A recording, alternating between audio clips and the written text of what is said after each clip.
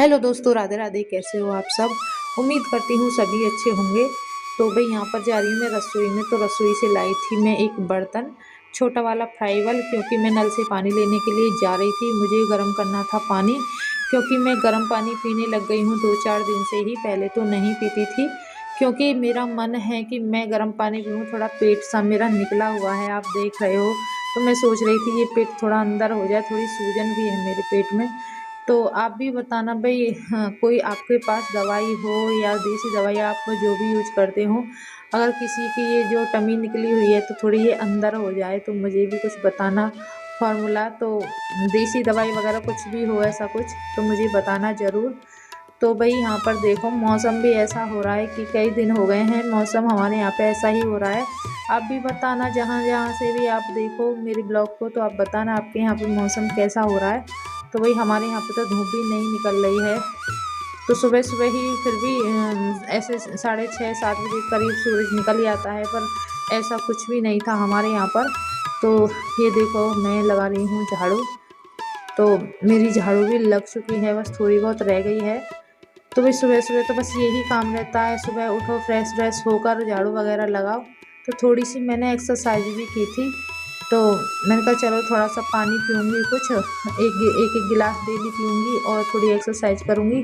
तो थोड़ा देखो, आप पता नहीं क्यों दिन पे दिन ये मोटापा भी बढ़ता जा रहा है। इससे पता नहीं क्यों ऐसा होता है, ऐसी कोई चीज़ भी नहीं खाते हैं हम, पता नहीं क्यों हम मोटापा बढ़ता ही जा रहा है। पता नहीं क्यों क्या हो रहा है ऐसा, मतलब कोई भी ऐसी चीज़ भी नहीं खाती हूँ, फिर भी पता नहीं क्यों। और पहले तो मैं ऐसे 2-3 साल हो गए, तब भी इतनी मोटी नहीं थी, और उससे पहले तो और ज़्यादा मैं पतली थी।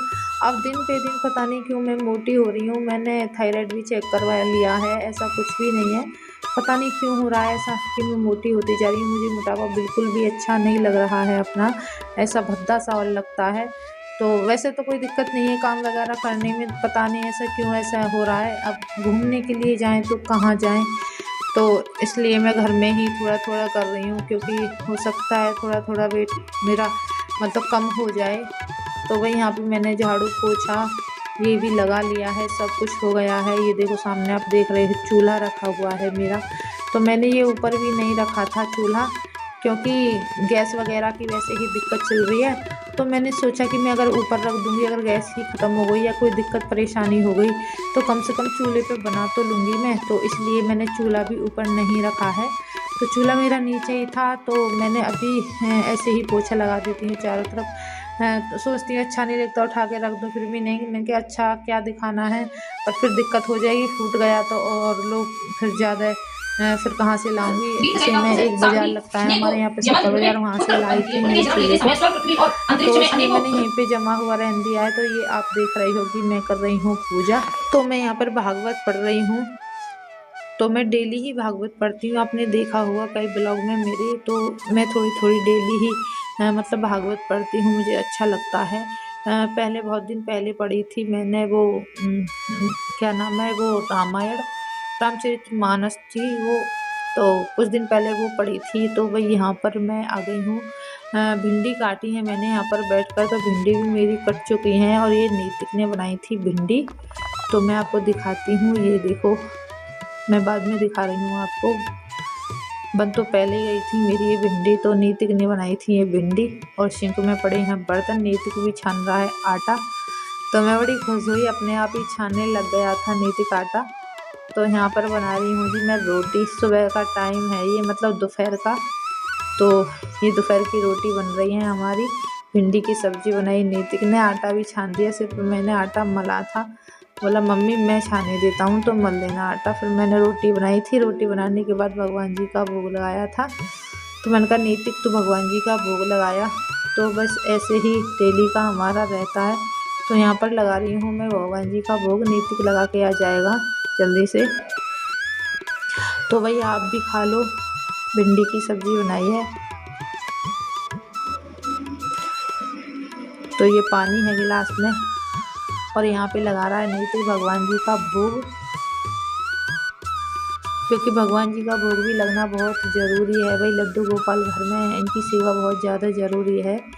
तो भाई ये है शाम का टाइम, आप देख रहे हो। तो ये शाम की क्लिप है, क्योंकि करेले आए थे, करेले लेके आया था नीतिक। तो मैं बैठी बैठी सोच रही थी, मैंने कहा ये करेले में अभी ही काट के रखने पड़ेंगे, क्योंकि अभी नहीं काट के रखे तो सुबह तक सही नहीं हो पाएंगे, क्योंकि फिर कड़वे हो जाएंगे। हम बनाते हैं बगैर लहसुन प्याज के करेले, क्योंकि हम किसी भी सब्ज़ी में लहसुन प्याज नहीं डालते हैं, तो इसलिए हम पहले ही, या तो अगर सुबह को आए हैं करेले तो हम सुबह को काट के रख देंगे, शाम को बनाने होंगे तो सुबह को काट के नमक मिला के रख देंगे तो वो सही हो जाते हैं। और अगर शाम को आए हैं तो हम शाम को काट के रख देते हैं नमक मिला के, तो सुबह तक सही हो जाते हैं, तो कड़वे नहीं रहते। हम बगैर लहसुन प्याज की ही सब्ज़ी खाते हैं, लहसुन प्याज खाते नहीं हैं। तो यहाँ पे देखो, मैंने शाम का टाइम है तो मैं काट रही थी करेले, इसमें नमक मिला के रख दूँगी तो ये सुबह तक सही हो जाएंगे, कड़वे नहीं लगेंगे।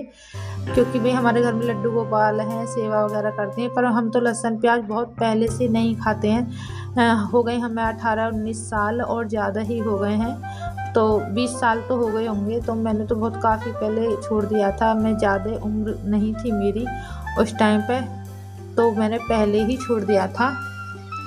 तो अब मैं मिला दूंगी इसमें नमक।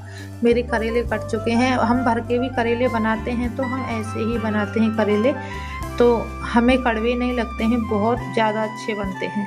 अगर आपको रेसिपी चाहिए या मैं खुद ही डाल दूँगी, अगर चाहिए तो कमेंट में बता दें, या मैं खुद ही कल के ब्लॉग में डाल दूँगी रेसिपी, जैसे भी है बगैर प्याज के करेले। तो वही यहाँ पर शाम का टाइम है, यहाँ पे फिर मैं बनाने लग गई हूँ रोटी। और आप देख रहे हो मेरी सिर पर बंध रही है चुन्नी, क्योंकि मेरे सर में हो रहा था बहुत ज़्यादा दर्द। तो मैंने कहा चुन्नी बांध लो, चुन्नी से थोड़ा कम हो जाता है, कहते हैं चुन्नी नहीं बांधनी चाहिए, पर मेरे जब ज़्यादा दर्द होता है तो मैं तो बांध लेती हूँ, तभी मेरे दर्द ख़त्म हो जाता है, मतलब चुन्नी से। तो यहाँ पे मैंने चुन्नी बांध ली थी और मेरी रोटी भी बन चुकी थी, 1-2 रोटी और रह गई है, अब नहीं टिक जाएगा शाम का भी भोग लगाने के लिए। तो थोड़े बर्तन पड़े थे मेरे, तो वो मैंने पहले ही मांज लिए थे, करेले काटने से पहले ही मैंने सारी रसोई की सफाई कर दी थी। तो वही आज का व्लॉग हमारा यहीं तक का था। अगर आपको हमारा वीडियो अच्छा लगा तो लाइक कमेंट सब्सक्राइब जरूर करना, और मिलते हैं किसी नेक्स्ट व्लॉग के साथ। जब तक के लिए राधे राधे, बाय बाय।